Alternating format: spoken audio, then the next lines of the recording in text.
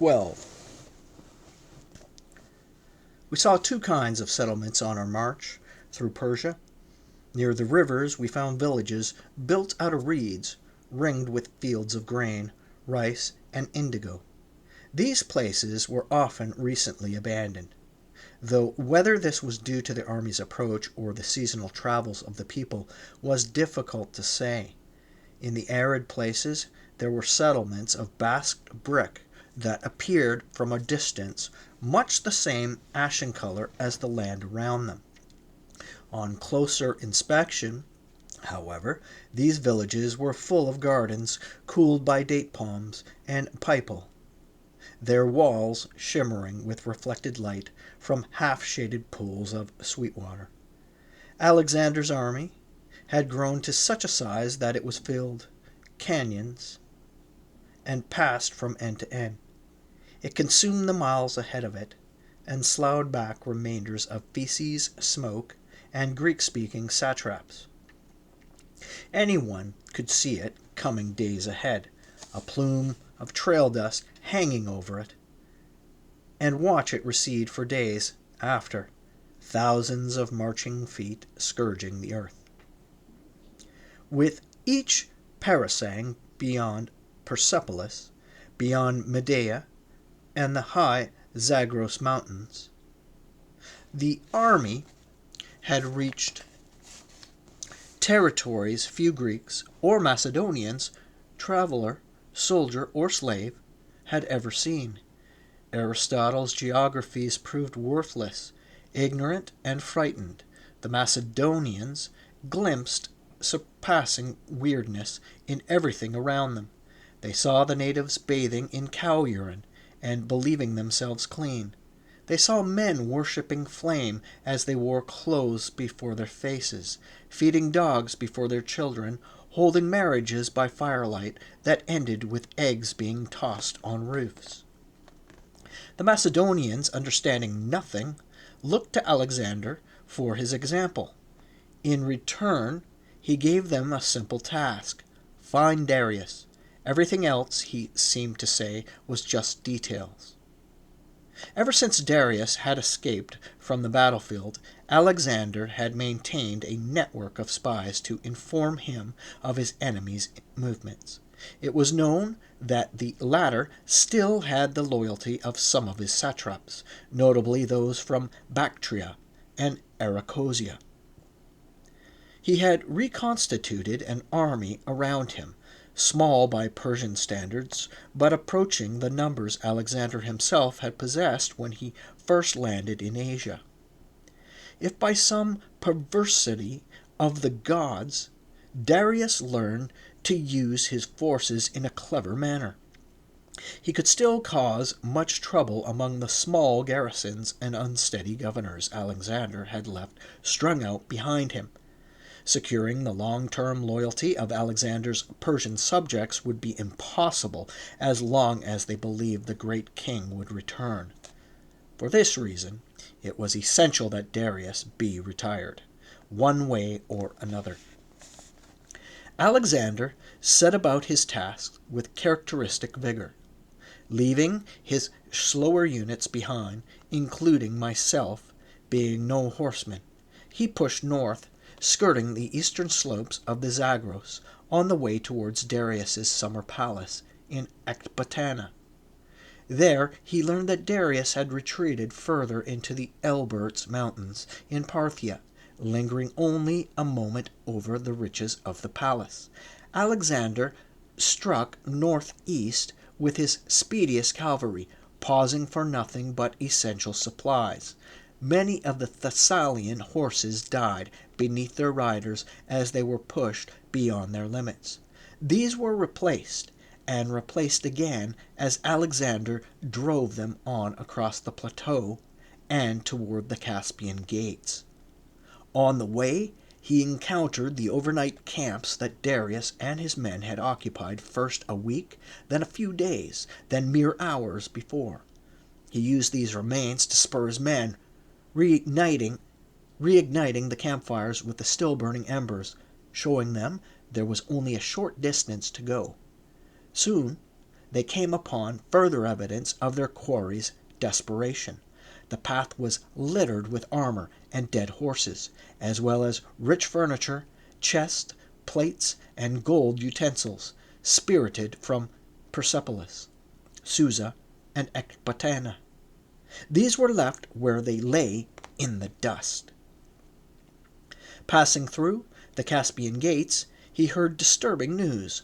The closeness of the pursuit had moved Darius's allies to panic. The great king had been betrayed by his Bactrian satrap, a man called Bessus, and was very possibly already dead.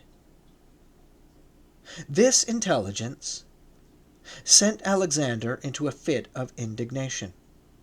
After sitting on Darius's throne, taking his wife and mother into his house, and sleeping in his bed, he had come to imagine a kind of brotherhood between them. Coming so close upon his old adversary on the chase, seeing his campfires and the kind of tracks his horses left in the dirt, he imagined he was achieving some deep understanding of the man.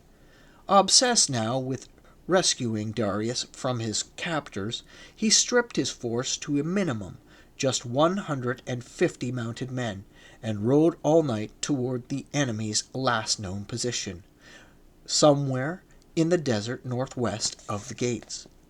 The local people were forced to show the Macedonians a shortcut that might end the pursuit. There was a steep and narrow defile through the hills that was known to the Persians. Alexander hurtled through first and was off ahead of his escort as he sighted a mass of riders and carts in the remote distance ahead. We may well imagine what his quarry must have thought of his tiny galloping figure as it rushed towards them, virtually alone. Specialists in horsemanship, they would have recognized the king's mount as a Macedonian one before they perceived the rider to be Alexander himself. In any case, there was a tumult in the Persian retinue. A sword flashed in the sun, and the riders abandoned the carts as they put the crops to the horses' flanks. With the gleam of that sword, the second darkest nightmare of any king, the murder of another king, was realized. Alexander's men found him staring down into one of the carts. Some in his party rushed to pursue the murderers. Alexander forbade them, gathering them all around him as he settled into a deliberate reverie. Though this was the last time he laid eyes on Darius, it was the only occasion in which they were engaged in something like a common cause. Even in death, Darius was an impressive figure, taller than Hephaestion, with a vigor that belied his 50 years. He had been stabbed in the heart, and though unconscious, he was not yet dead. Even then, bleeding and abandoned in a donkey cart, Darius cut the kind of noble figure that was ever beyond the tiny Alexander or his one-eyed, coarse-grained father. The Persians did not need to beg oracles to have their king taken as a god, but easily and unanimously saw him as the mortal axis of Ahura Mazda's worldly empire. For his life to end at the hands of a fool like Bessus invited the question of what low character would, in time, get his blade into Alexander, no matter how much of a god he styled himself. The Macedonians watched their enemy expire, imbibing from both kings the gravity of the moment and perhaps a new appreciation for what their enemy had accomplished in Asia, for this was the great Darius prone before them. They bore his corpse back to Persepolis in a cortege that steadily grew as Alexander gathered his scattered forces. The necropolis of the Persian kings had been expressly spared. The sack, a grand funeral, was staged there, with all the proper customs observed. I saw Sisygambis make her final appearance in public to grieve for her son, showing perhaps less sentimentality at his passing than Alexander did. We may imagine that even she understood Darius was a flawed man, possibly adequate for less momentous times, but entirely run down by history. Her gaze was fixed on his shroud, never glancing at the company of Persian nobles who had come to mourn the old king and ingratiate themselves with the new. Her contempt for Bagoas, who liked to tell stories of what he had seen in Darius's court, that flattered Macedonian prejudices, was obvious. She was destined to outlive her son for only a short time. Gathered near the still smoking ruins of Persepolis, Alexander's court swelled into an ungainly mass of Macedonians, Persians, and allied nobles, riven by mutual contempt and suspicion.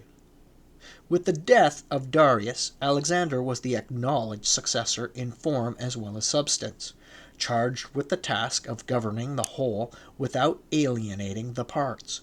He met this ascension with the public adoption of certain practices he had indulged before only in private audiences or drinking parties, such as wearing the Persian diadem, sleeved robes, and high-heeled shoes, which he took to quite readily given his modest height. There were also a number of court rituals unknown to the Macedonians, such as taking state dinners behind a crypt curtain and flanking himself with servants bearing fly whisks and sunshades. The latter seemed particularly absurd to the Macedonians, who were quite used to seeing Alexander broiled red with sunburn as he shared his troops' discomfort on campaign. They were also disturbed by a custom among the Persians of keeping their hands hidden in the king's presence, a practice that would have been outright worrisome in the blade-strewn dining halls of Macedon. The men were at least encouraged by the expectation that after more than 4 years in Asia, they would all soon be going home. In due course, Alexander called an assembly to make an announcement.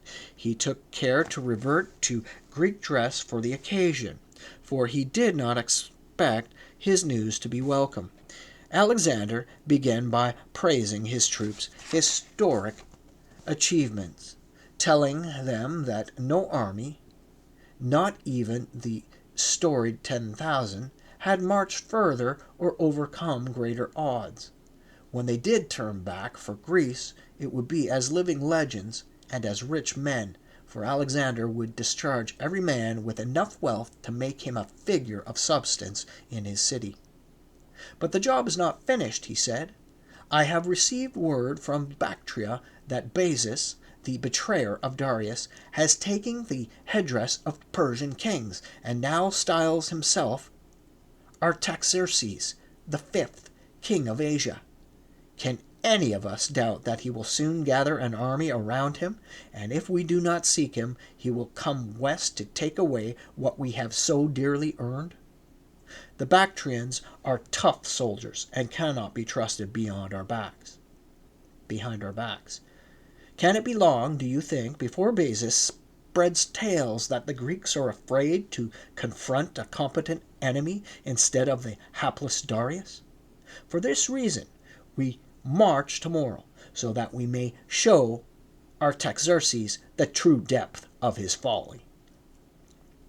Against a campaign to preserve Macedonian honor, there could be no argument. The army struck east across the eastern satrapies of Parthia and Aria. On the march, Alexander either accepted or exacted the mission of all the tribes. In cases of voluntary allegiance, he showed great lenience, often confirming the suppliant in his current domains or enlarging them at the expense of those who refused him. Word of this policy, of course, spread ahead of him, so that actual resistance became more and more exceptional. Bacchus had probably expected that Alexander would proceed carefully, consolidating his hold over the lowlands and ensuring his lines of supply before forcing the passes into Bactria. In anticipating how his enemy would fight, Bessas proved as unsuccessful as old Darius, for the Macedonians came on as inexorably as winter itself. The crossing of the Paropamisus Mountains came at great cost, with Alexander's troops unprepared for the great cold and the fainting sickness often seen in high places. Bessas had furthermore torched all the villages and farms in the region, hoping that hunger would force the Macedonians to retreat. They froze, but most did not starve, having brought with them prized luxuries, such as honey from the palaces of Darius. With the end of these, Alexander ordered the men to stalk as many of the wild spiral-horned goats of the region as they could find, and after they were gone, to root underground for the native herbs, just as the goats had. When grubbing in the dirt proved less than substantiating, he diverted the troops by showing them a great landmark of the area, the famous crag of Prometheus, high above the clouds, on a ridge at the crest of the Paropamisus. This was the very place where the Titan was bound in punishment for bringing fire to men, condemned for all eternity to have his liver devoured by an eagle. Alexander paused long enough to allow those who were interested in the crag to go up to it in small parties, where they marveled at the very spot where the victim suffered, his rusty shackles still in place. They were further cheered by the implication that Alexander's army, which surely have freed Prometheus, had the king's ancestor, that underachiever Heracles, not been lucky enough to get there first.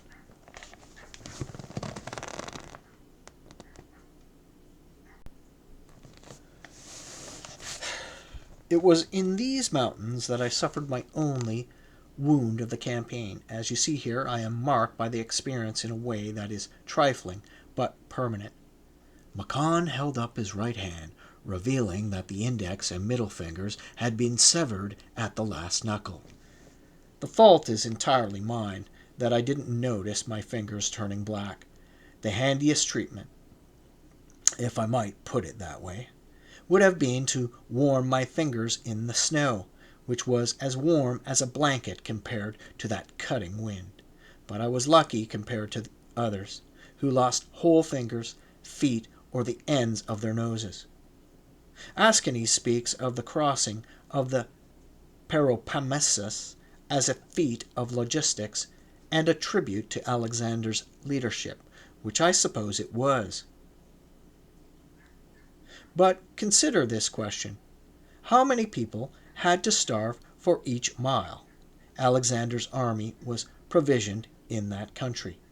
In these matters, I saw more than anyone in the Macedonian general staff did, including Alexander.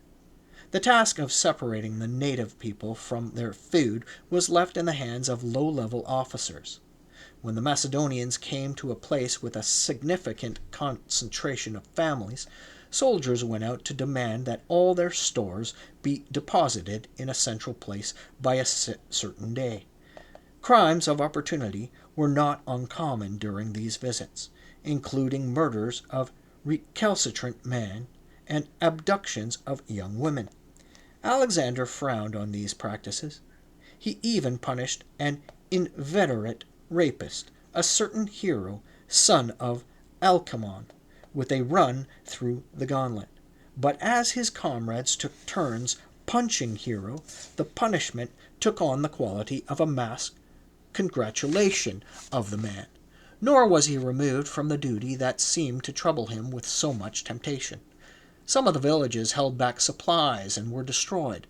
The rest submitted, though the donation of their winter stores would inevitably reduce them to starvation in the months to come.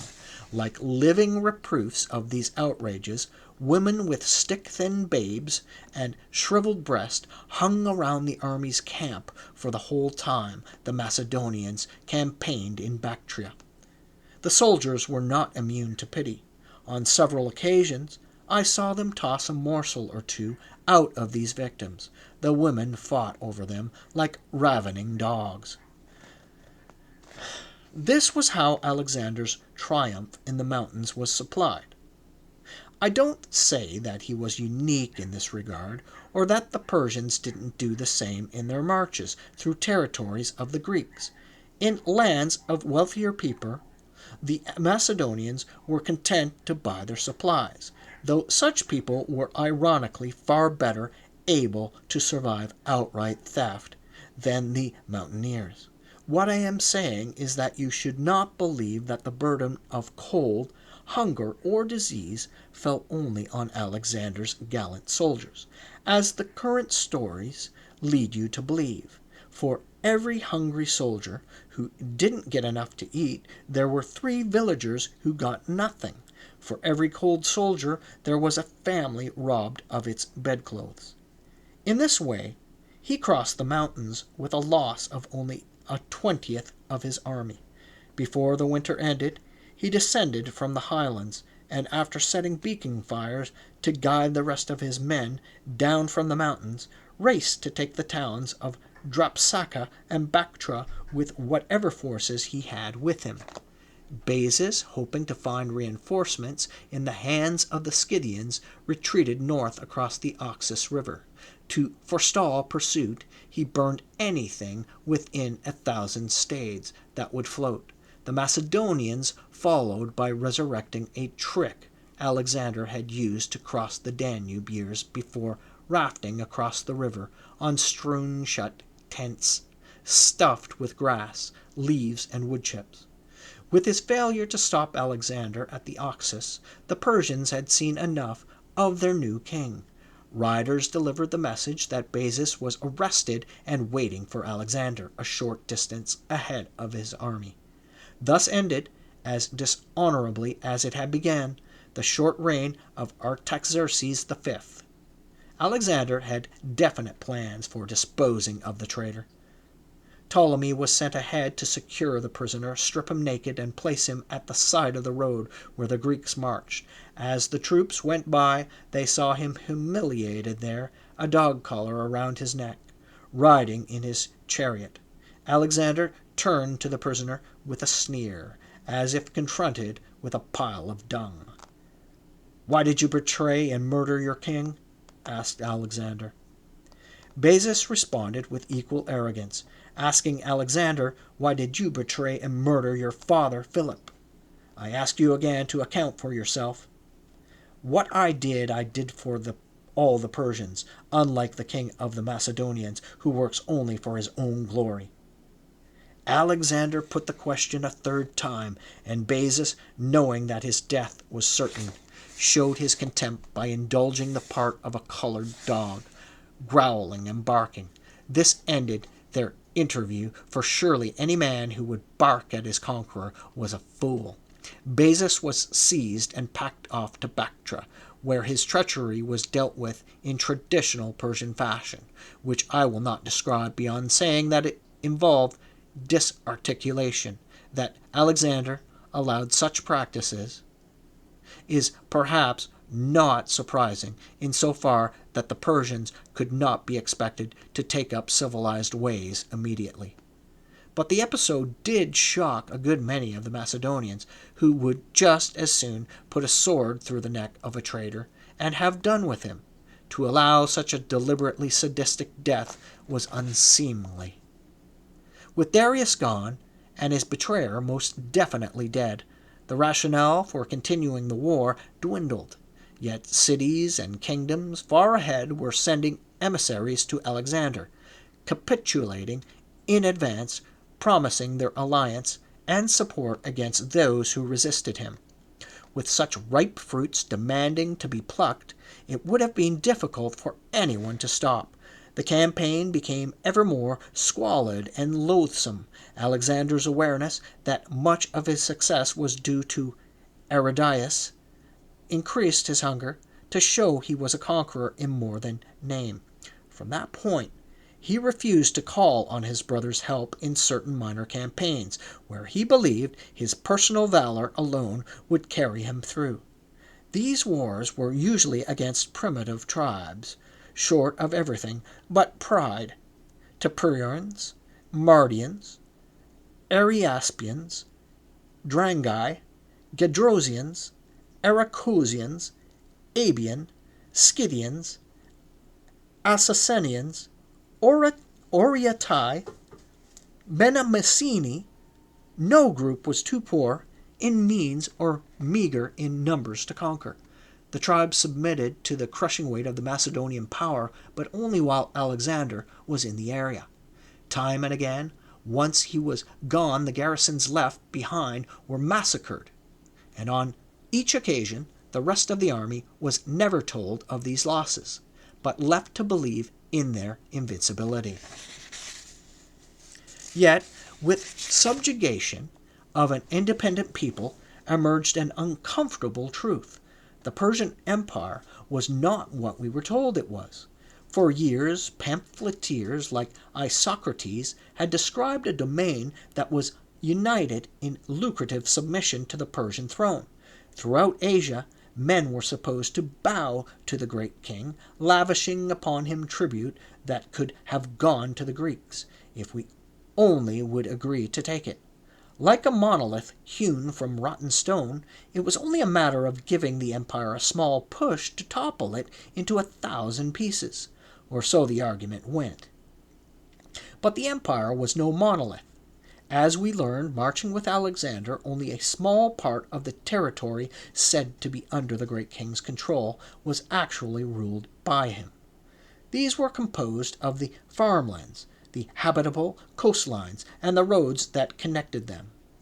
All the rest, the mountains, the deserts, the lands fit only for herding and thievery, were controlled by a myriad of petty chieftains. In many cases, Darius did not even receive tribute from these chiefs, but had to pay tolls to transport his army across their territory. Alexander, as I have said, refused to do so, preferring to force them into submission. But as I have also said, the time always came when armies must move on. Not even Alexander could be everywhere at once. Please understand, I do not tell you that the empire of the great king was poor and disunited to belittle Alexander's achievement. All told, the resources at the command of Darius were still far greater than those of all the Greeks put together. I only tell you these things for you to know the truth, to know something of what the men who marched with Alexander were thinking. Only a fool conquers the world without learning something he didn't know before. Having humbled a continent, Alexander conceived a need to humble those who did all the work. Much has been said about the introduction of prostration among the Macedonians. My opponent even claims that I was truckling in my zeal to please the king. It seems there is no winning against Aeschines. Either I defy Alexander, and I am called an obstruction, or I obey him, and I am accused of toadyism. The truth is that I understood the need to establish a conventional etiquette around the royal person. Since Macedonians and Persians would have to share responsibility, and the practices in their respective courts were very different, whatever custom the king demanded would necessarily offend someone. Rather than contribute to what I regarded as peevish resistance on the part of some Macedonians and Greeks, I showed a dutiful example. And that, gentlemen of the jury, is the extent of my sinister design in this matter. In Greece, monarchy is preserved only in the cities with the most ancient constitutions, such as in Sparta, or as an honorific only, such as our king Archon in Athens. Even in these cases, the king is better understood as belonging to a class of administrator occupying only one place in a larger arrangement by which free people govern themselves. The Persian, however, is not free, and his empire is not a city, but an agglomeration of towns, tribes, and smaller kingdoms, aligned by force. To rule such a vast territory, filled with peoples who hardly agree on the principles of mortal governance, requires an authority that is more than a man. It therefore comes as little surprise that the Persian takes his great king as the very representative of divinity on earth. Only silk and precious metals ever touch the royal person. Suppliants at his court must dress in garments that are absolutely free of dirt or imperfection. Most are expected to abase themselves in the kingly presence by groveling on the ground. Low-ranking persons are forbidden to even look upon him, but have to avert their eyes. Those of higher rank may approach, but are obliged to cover their mouths with their hands, lest the baser spirit of their breath corrupt him. Most favored attendants are permitted to kiss the king on the mouth, but under no circumstances to exhale upon him as they do so. The Persian eyes, the way the Macedonians treated Alexander, was an offense to heaven. One does not stride up to a king in one's filthy riding clothes and slap him on the back. Nor does one smile at a king, engage him in debate, or share his drinking cup. Seeing these things in Alexander's court, his loyal Persians were disconcerted. Alexander, to his credit, understood that his legacy depended on cultivating the loyalty of Macedonian and Persian alike. In this way, he transcended the teachings of Aristotle, who bid him to maintain a double standard in his treatment of Greek and barbarian. Alexander, being of far more practical mind, foresaw that Persian anger at what they took as disrespect would redound not on him, but on the other Macedonians, and manifest in rebellion as soon as his subjects were out of his immediate presence. Aeschines has described how Alexander began to take on some of the trappings of Persian kingship. In consultation with Bagoas and Hephaestion, he adapted elements of the Persian court ritual to his purposes, such as accepting the prostration of his native ministers and kissing them on the mouth. He also intended to inaugurate prostration among his officers.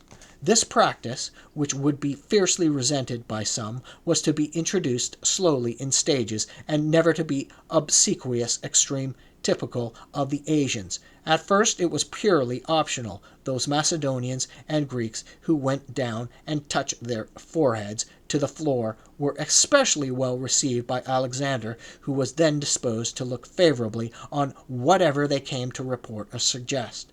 It is perhaps not surprising that the more junior of the officers understood right away what was expected of them, and prostrated themselves without outward reservation.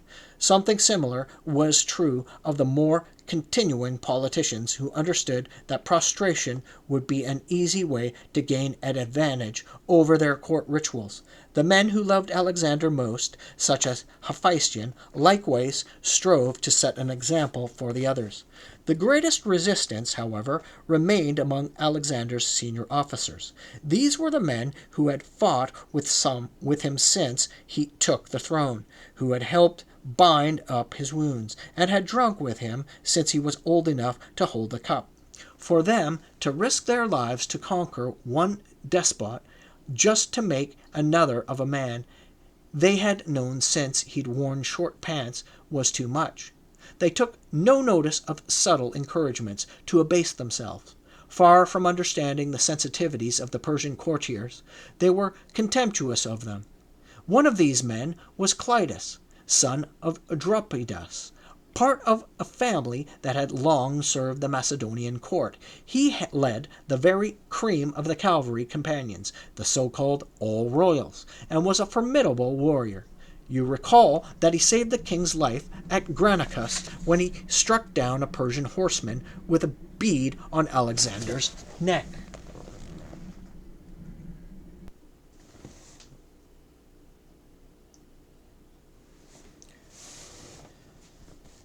More than 20 years the king's senior, he was the sort of war horse who was not about to grovel before anyone. His tendency to a certain brittleness of temperament, especially while drinking, had earned him the sobriquet of Black Clitus. The mutual respect Alexander and Clitus bore for the other had first kept their disagreement over prostration from becoming a matter of contention. The king had more or less publicly designated him as the new governor of Bactria, a plum post that had the additional virtue of hustling Clitus's stiff back out of his court. But the overindulgence in wine was a vice the men shared, and it nearly became the undoing of both. The quarrel began when, at the latter reaches of the drinking party, Ptolemy suggested that Alexander should be deified because, even at a young age, he had already exceeded the achievements of his divine heroes, Achilles and Dioscuri, and Heracles. Callisthenes begged to disagree. No man merits such honors while alive, when for all his miraculous feats, Heracles was not made a god until he was dead.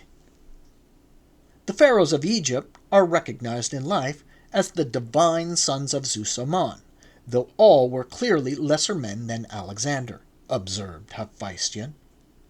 Callisthenes, who had the defect of retaining far too much sophistic skill deep into his cups, replied that the distinction must be made between divinity for purely ceremonial purposes, such as for the maintenance of the pharaohs, the deification for the feats of some individual, as was initially proposed for Alexander. Hephaestion shook his head. Still, it is absurd to claim that some plump Egyptian effete is entitled to divine honors, but Alexander is not. And besides, I am pharaoh, am I not? Am I not plump yet? Interjected the king, making light of the dispute. So that everyone laughed with him. This seemed to close the discussion, and fortunately so, as the tender subject of prostration still hung in the air, perceived by all but unmentioned. But Ptolemy would not let the matter drop. At the very least, we may all agree that Alexander has far exceeded the works of his father. He added that it was Alexander, after all, that had broken the hitherto undefeated Theban sacred band at Chaeronea, so that even at Philip's greatest victory it was his son who merited the greater part of the glory. Alexander smiled at this, waving his hand to dismiss it, but made no clear disavowal. With that signal, the more gross flatterers at the table, fearing Alexander had been insulted by arguments against his divinity, all rushed to extol the king's feats of conquest, and to declare poor old Philip's achievements as small change, really quite unremarkable. When I say all, I include myself, though by that time I was so lubricated I would have agreed to anything. At this point, Black Clitus slammed his drinking cup onto the table. Looking first to me, he declared that foreigners who had tasted defeat at Philip's hands should be the last to belittle him. The same applied to the son who owed his very throne to his father.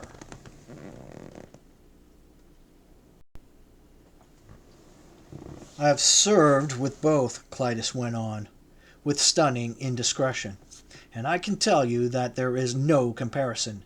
Philip waged war and won against free Greeks who fought for their very homes, God's families. Not mercenaries in the pay of painted, perfumed, pantaloon-wearing Orientals. Alexander, besides, owes the core of his army, his tactics in melee and in siegecraft entirely to Philip. Without the fall of Methone, there would have been no Tyre.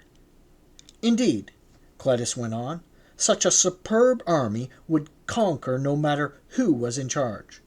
The proof was Antipater's recent battle against the Spartan rebels at Megalopolis, which was fought around the time of Gaugamela. Imagine that, mocked Cleitus. A victory that the Macedonians managed to scrape together without the divine Alexander. Now all understood that Black Cleitus, who favored one of those deep Spartan canteens, had drunk more than anybody. He had fallen silent, and though nobody yet dared speak, there was still time for him to make light of it all, as if his insults were mere campfire humor, or at least to dismiss himself for sickness and have everything forgotten. Alexander, tight-lipped, did not reply to any of it, but governed his outrage, merely summoning his servant to freshen his cup.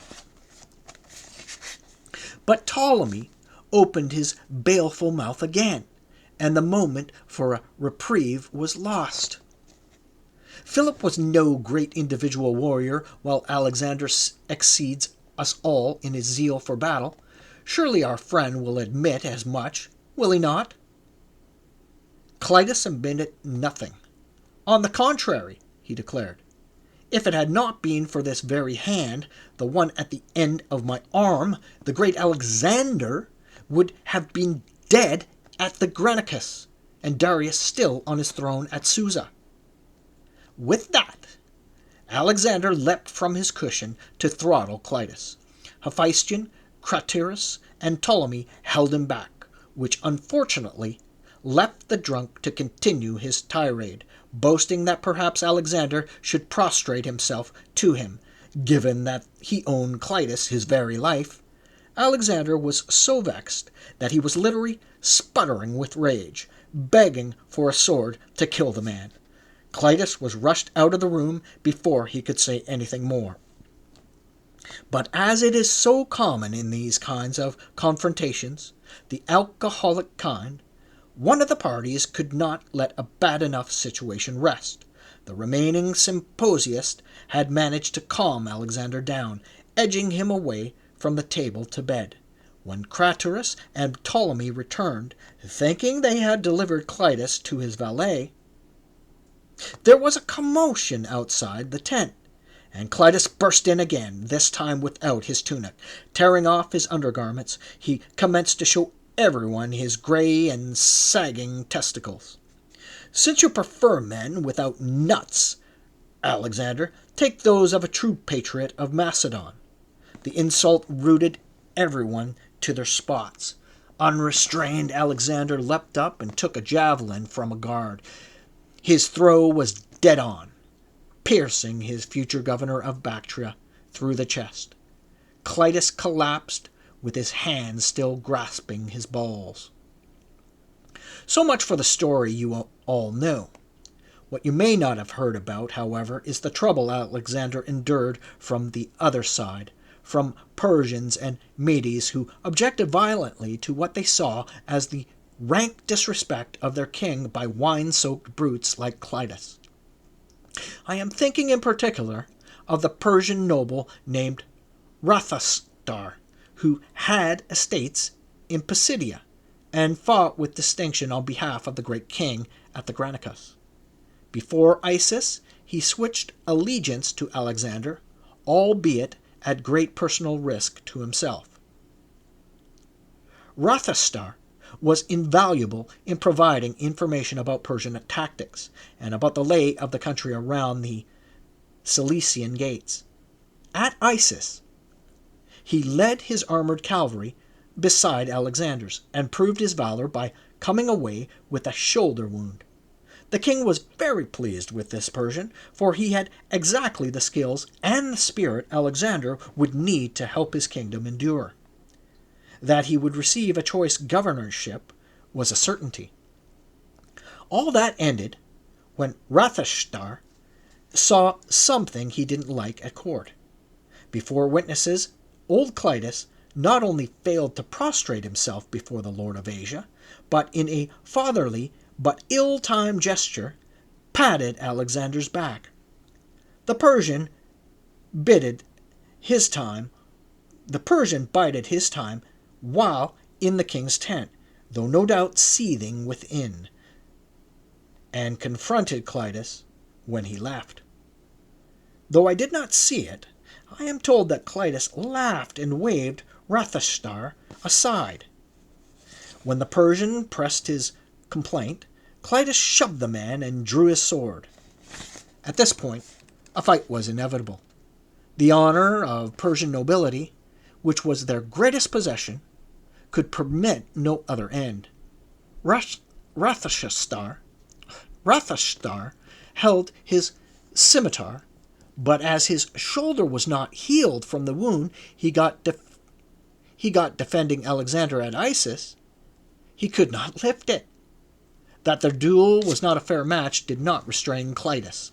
With his opponent standing defenseless, the old general cut him down without a second thought. He then wiped his sword on the clothes of the dead man, spat on the body, and went off for a good meal in the officers' mess. At the table, he boasted and mocked the funeral rites of the Persians. He as dead as Cyrus the Great. Better get the dog food. Alexander was furious when he heard the news, but since Rathashtar met his end on a dispute of honor between two officers, he could do nothing then to punish Clitus. I leave it to you to decide whether this incident has any bearing on what occurred later.